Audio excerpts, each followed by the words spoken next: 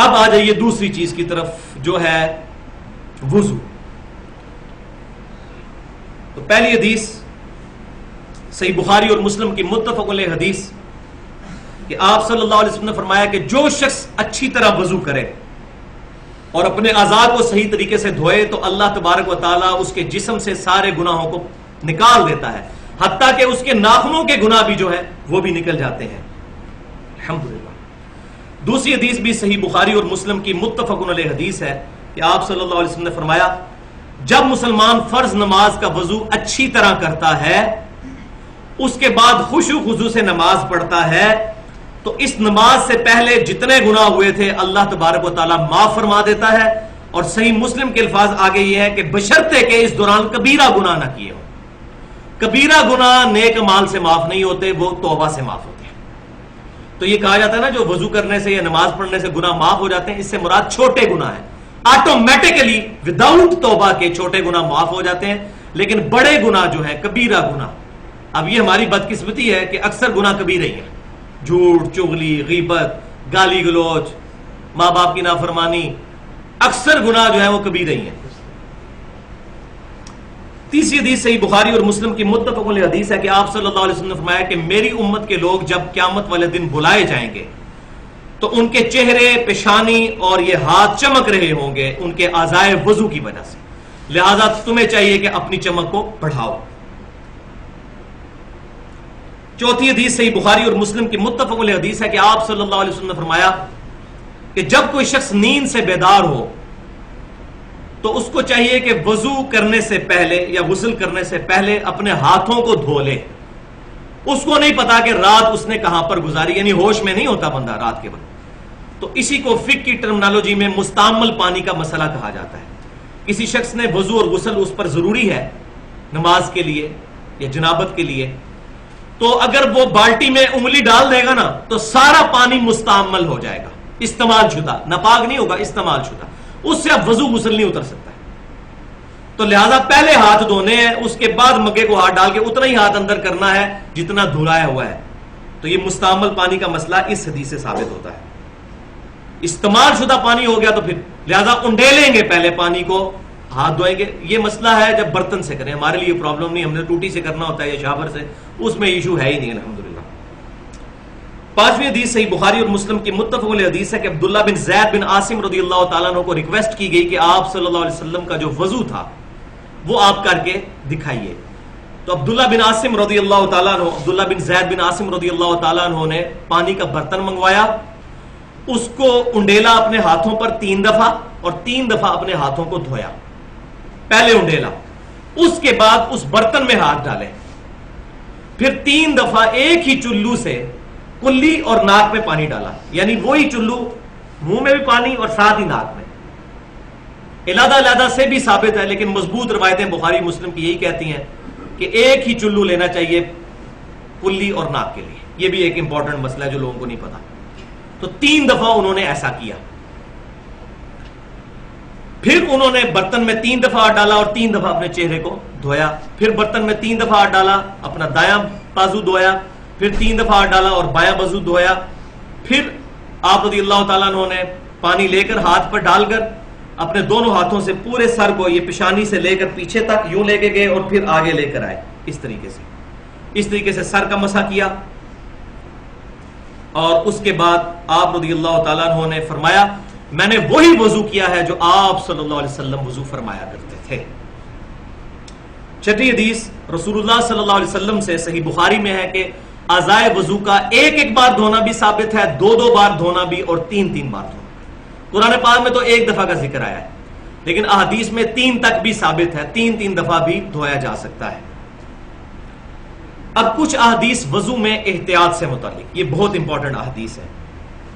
پہلی حدیث صحیح مسلم سے کہ مکہ سے مدینہ شریف کی طرف جاتے ہوئے آپ صلی اللہ علیہ وسلم نے راستے میں ایک جگہ پڑاؤ کیا تو صحابہ کرام علیہم رضوان نے وضو کیا عصر کی نماز ادا کرنے کے لیے. تو کچھ صحابہ نے تیزی میں وضو کیا اور ان کی ایڑیاں جو ہیں وہ چمکتی ہوئی نظر آ رہی تھی. تو آپ صلی اللہ علیہ وسلم نے فرمایا کہ بے شک ایڑیوں کو خشک رہنے کی وجہ سے عذاب دیا جائے گا، وضو احتیاط کے ساتھ کیا کرو. تو تو اس سے بھی یہ بات پتہ چل گئی کہ وضو میں پاؤں کا دھونا ہی ضروری ہے، اور اس میں ایڑیوں کی خصوصاً سخت جگہ ہوتی ہے، سردیوں کے موسم میں اس کو صحیح طریقے سے ملنا چاہیے۔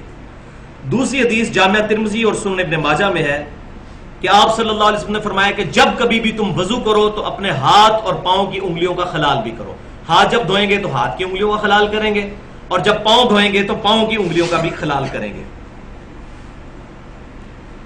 اب احتیاط کا مطلب یہاں پر میں ایک چیز بتا دوں کہ یہ وضو کرتے ہوئے احتیاط کا مطلب اسراف بھی نہیں ہونا چاہیے اور کنجوسی بھی نہیں ہونی چاہیے، کیونکہ صحیح حدیث ہے، بخاری اور مسلم کی متفق علیہ حدیث ہے کہ آپ صلی اللہ علیہ وسلم ایک مد پانی سے وضو فرما لیا کرتے تھے، 600 گرام، یعنی آپ کی جو 1.5 لیٹر کی بوتل ہے اس کو آدھا کر لیں، اس سے آپ صلی اللہ علیہ وسلم وضو فرما لیا کرتے تھے۔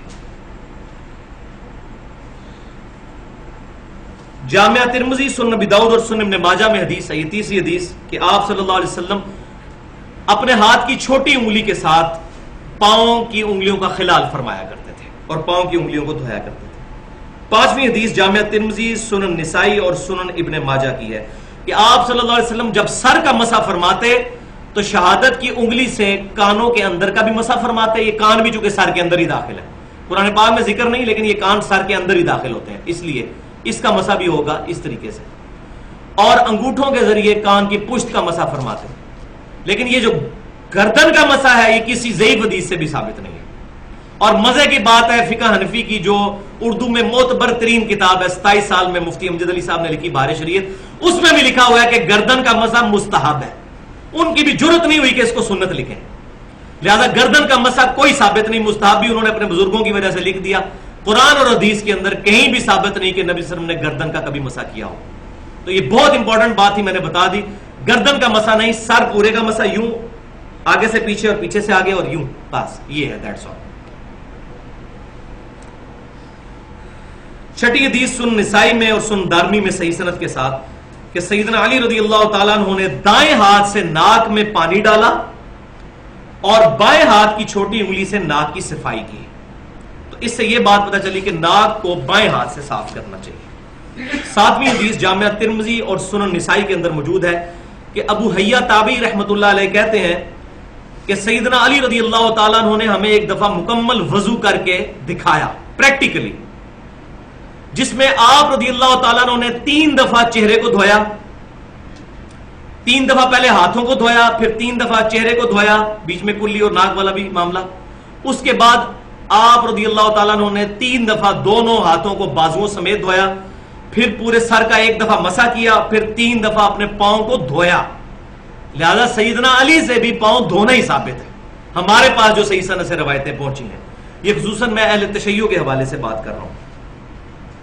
اور پھر آپ رضی اللہ تعالیٰ عنہ نے وضو کا بچا ہوا پانی کھڑے ہو کر پیا، یہ بھی سنت ہے کہ لوٹے میں جو پانی بچ جائے اس کو کھڑے ہو کر پینا، زمزم کو کھڑے ہو کر پینا اور وضو کے بچے ہوئے پانی کو کھڑے ہو کر پینا سنت ہے۔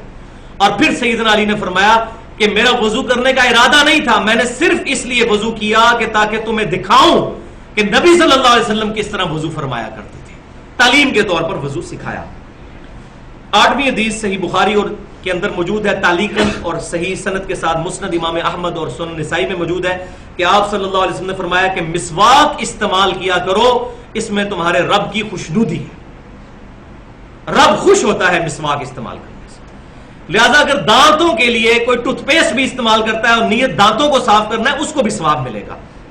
تو ٹوتھ پیسٹ آج کل استعمال کرنا ضروری ہے کیونکہ ہماری غذائیں بھی بڑی مرغن ہو چکی ہوئی ہیں، بہت چکنائی والی غذائیں۔ ٹوتھ پیسٹ اپنی جگہ استعمال کریں اور وضو کے ساتھ مسواک کو بھی استعمال کریں تاکہ اس کا ثواب بھی ملے، کیونکہ سنت ہے۔ اور صحیح بخاری اور مسلم کی متفق علیہ حدیث ہے کہ آپ صلی اللہ علیہ وسلم نے فرمایا اگر مجھے امت کی مشقت کا خیال نہ ہوتا تو میں امت کو حکم دے دیتا کہ وہ مسواک کریں، ہر نماز کے ساتھ، ہر وضو کے ساتھ۔ لیکن آپ صلی اللہ علیہ وسلم نے امت پر شفقت فرمائی اور اس چیز کو obligatory نہیں رکھا، آپشنل رکھ دیا۔ لیکن اس سے یہ رزلٹ نہیں نکالنا چاہیے کہ انسان اس سنت کو چھوڑ دے، اس کا یہ مطلب ہے کہ سنت بہت اہم ہے، اس پر عمل کیا جائے۔ اب 16ویں حدیث صحیح مسلم میں ہے کہ نبی صلی اللہ علیہ وسلم نے فرمایا کہ جو شخص وضو کرنے کے بعد پڑھ لے اشہد ان لا الہ الا اللہ وحدہ لا شریک لہ واشهد ان محمدا عبده ورسوله، اللہ تعالیٰ جنت کے 8 دروازے اس کے لیے کھول دیتا ہے. الحمدللہ. اس میں آسمان کی طرف دیکھنا انگلی اٹھانا شرط نہیں، وہ روایتیں بالکل ضعیف ہیں. صحیح مسلم میں بس اتنے ہی الفاظ ہیں کہ 8 دروازے کھل جائیں گے یہ دعا پڑھنے سے. اور 17ویں حدیث سنن نسائی الکبریٰ کے اندر صحیح سند کے ساتھ ہے کہ آپ صلی اللہ علیہ وسلم نے وضو کے بعد یہ دعا بھی پڑھی ہے، سبحانک اللہم و بحمدک اشہد ان لا الہ الا انت استغفرک و اتوب الیک. اور ساتھ تابعی کے اقوال بھی موجود ہے، قول بھی، کہ جو شخص یہ پڑھے گا اللہ تعالیٰ اس دعا کو قیامت تک کے لیے اس کو محفوظ کر کے رکھ دے گا اور قیامت تک اس کا اجر عظیم عطا فرمائے گا. تو یہ محفل سے اٹھنے کی جو دعا ہے یہ وہی والی دعا وضو کے بعد بھی ثابت ہے. دیکھ لیں. اب میرے ایمان کا تقاضا ہے کہ میں چلتے چلتے وضو کی جب بات ہوئی ہے تو اب میں آخری حدیث اپنے ایمان کو تازہ کرنے کے لیے بیان کر دوں. صحیح بخاری میں کتاب الشروط چیپٹر میں 4تھی حدیث ہے. سیدنا اربا بن مسعود رضی اللہ تعالیٰ عنہ جو اس وقت تک مسلمان نہیں ہوئے تھے، صلح حدیبیہ کے موقع پر وہ کافروں کی طرف سے ایجنٹ بن کر نبی صلی اللہ علیہ وسلم کے پاس آئے، اور جو کچھ پھر انہوں نے دیکھا وہ وجد آمیز منظر ہے. اربا بن مسعود کہتے ہیں کہ میں نبی صلی اللہ علیہ وسلم کی طرف ڈائریکٹ تو دیکھتا نہیں تھا، تو کنکھیوں سے ایسے ایسے کر کے دیکھتا تھا. ایسے ڈائریکٹ دیکھتے تو ظاہر روپ پڑتا تھا جناب، دل ہلتا تھا. پیغمبر کا چہرہ یہ جھوٹے کا چہرہ نہیں ہو سکتا. اور بعد میں وہ ایمان بھی لے آئے. اور صحیح مسلم میں حدیث ہے کہ عیسیٰ بن مریم کی شکل اربا بن مسعود سے ملتی ہے. یہ وہ اربا بن مسعود ہیں جو بعد میں مسلمان بھی ہوئے. پھر عبداللہ بن مسعود کے چھوٹے بھائی، وہ کہتے ہیں کہ میں کنکھیوں سے یوں تھوڑی دیر بعد یوں کر کے دیکھتا تھا. کہتے ہیں اللہ کی قسم میں بڑے بڑے بادشاہوں کے دربار میں گیا، میں نے کسی بھی بادشاہ کی اتنی تعظیم نہیں دیکھی جتنی محمد صلی اللہ علیہ وسلم کے اصحاب محمد صلی اللہ علیہ وسلم کی کرتے ہیں.